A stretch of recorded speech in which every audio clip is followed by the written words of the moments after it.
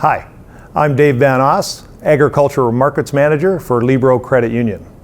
Libro is very excited to be this year's presenting sponsor for the Virtual Outdoor Farm Show. We truly hope that your farm business finds great value with this upcoming session.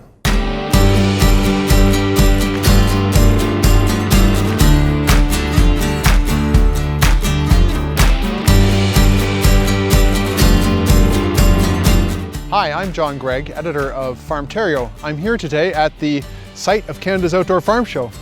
But as you can see, compared to what's usually happening here at this time of year, it is very quiet. That's because with COVID-19, we've had to move to a digital farm show. COVID-19 has affected many different kinds of businesses, farming of course, and also agriculture events. I'm here today with Doug Wagner, president of Canada's Outdoor Farm Show, and this year, Canada's Digital Farm Show. Hi, Doug. Hi.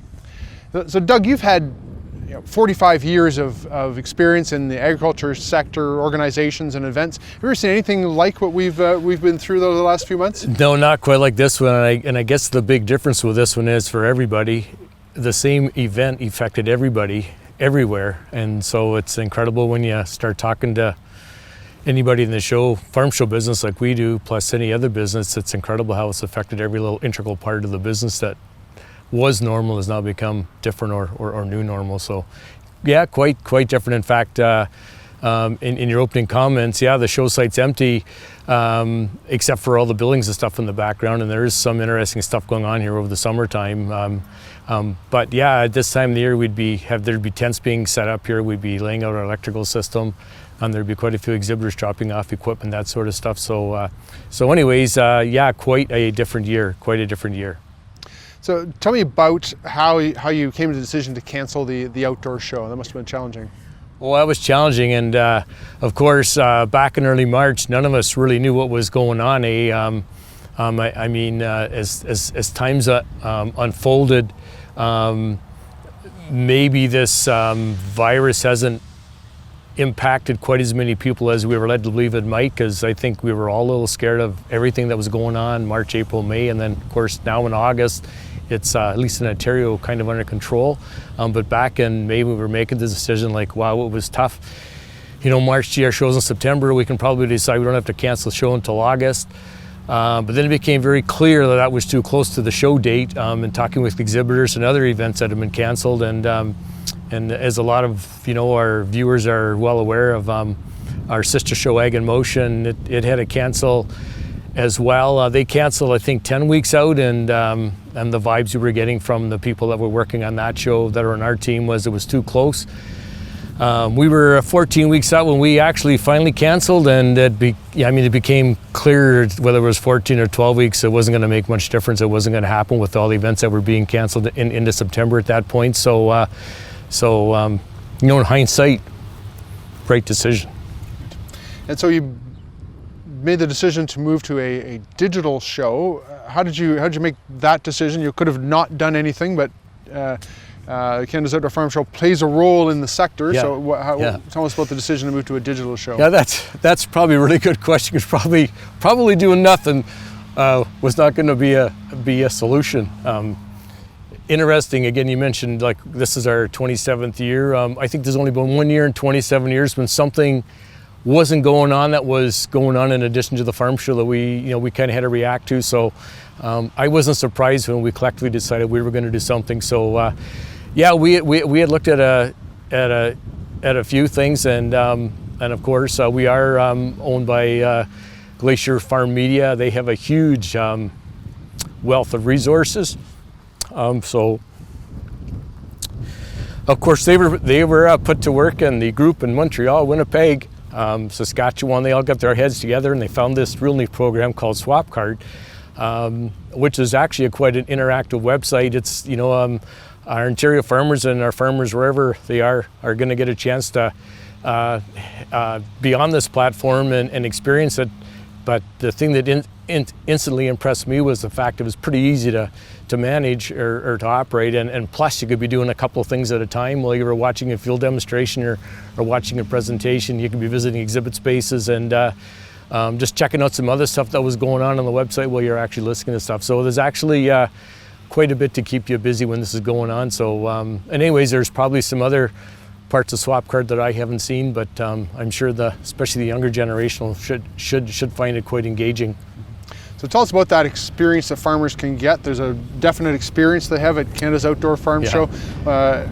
Important to them, and how will they get that experience, some of that experience in the digital show? Well, it's obviously going to be a little bit different, for sure.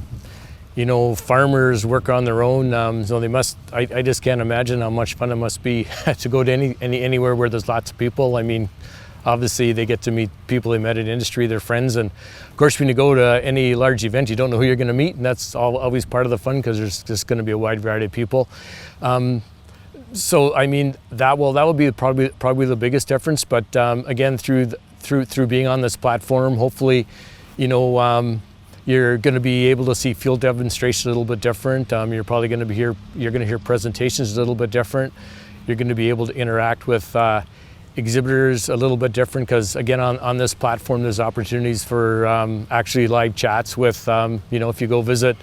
You know, one of the farm machinery companies, you can, you know, visit or request a meeting with a sales rep that you might have seen a machine in the field demonstration. So there's an opportunity to do that, and of course that'll probably take a few tries to figure that all out, but it's all pretty easy to manage, and I mean, I think those are some of the bigger differences, and I guess I might also add, since this hit everybody kind of all at the same time, everybody's kind of taken a little bit of a different approach to, you know, how we can use the internet medium and all these neat programs that you know, the program engineers are coming up with every day all over the place for different applications, and this is maybe making us all take a step back and say, okay, we got to learn this, and let's learn it and enjoy it. So some of the favorites that people have had at the show before, such as machinery demonstrations and that sort of thing, they will see again in the digital farm show. Can you talk a bit about how you're managing that, and what sort of view farmers will get of the machinery they're used to seeing in the fields? Yeah. Actually, I think pretty similar, and of course the group of exhibitors that signed up back in March, and the group of exhibitors that are actually been coming to the farm show site here. We have done most of all of our field demonstrations are being done on the farm show in the very same fields that our farmers would have, or attendees or farmers would have been in last year. They've come here and we've done pretty much the same thing. The big difference is going to be, again, with a technology. I'm sure they put the cameras on spots on the machinery that we wouldn't normally do, but because it's digital, we've done that, and hopefully farmers can get a better look at what's actually going on. But yeah, this year, had they have come to the show, we did hay baling demonstrations, and they're going to get to see that. We had 5 companies participate in that. Another one of our big field demonstrations is planting soybeans in the corn stubble. So we had quite a few different manufacturers come to the show site, and they demonstrated the machine that they had to do the best job of that particular task.